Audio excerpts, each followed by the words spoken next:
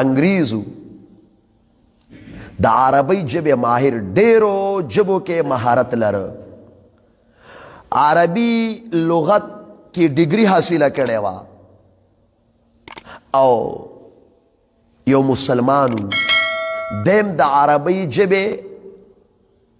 ڈگری حاصل کرے و خپویو دا دواړه سره مرګریو یو ورځ دواړه ناستیق مرګرتیا وا دا انګریز دا عربی جب ماهر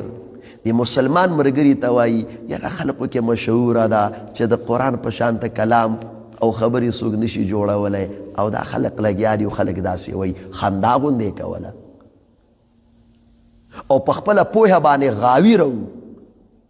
دا مسلمان مرګری پوه شو چې دلته خندا ورځي او دی وایي چې دا خبره دروغ ده دا خو قرآن وایي چې څوک یې نشي جوړولی او دا خلق وایي چې د دې په شان ته کلام څوک نشي جوړولی وایي او که نه دا خبره ډېره مشهوره ده دا مسلمان ورته وایي راځه تجربه نه کوو د شپې اوس ناستې دواړه یو کمره کې تجربه وکړو دا وخت په ټوله دنیا کې زما او ستا په شان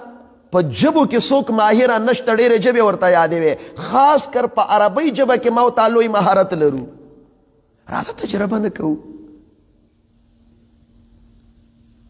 یو مضمون به منتخب کو او هغه مضمون به عربی ژبه کې لیکو عربی جملو کې سوچ فکر سره لنډې جملې مختصرې جملې مزیدار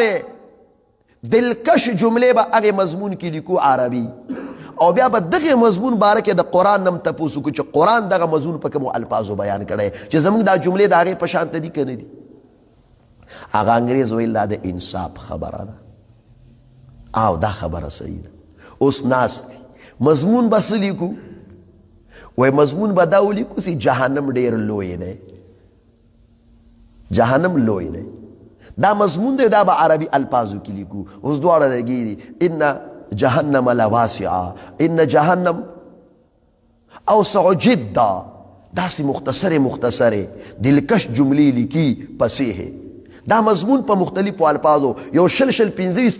جملې د دغه معنا د پاره ار یو ولیکلې وای راځه اوس د قرآن نه تپوس وکړو چې قرآن دغه خبره په کومو الفاظو بیان کړې ده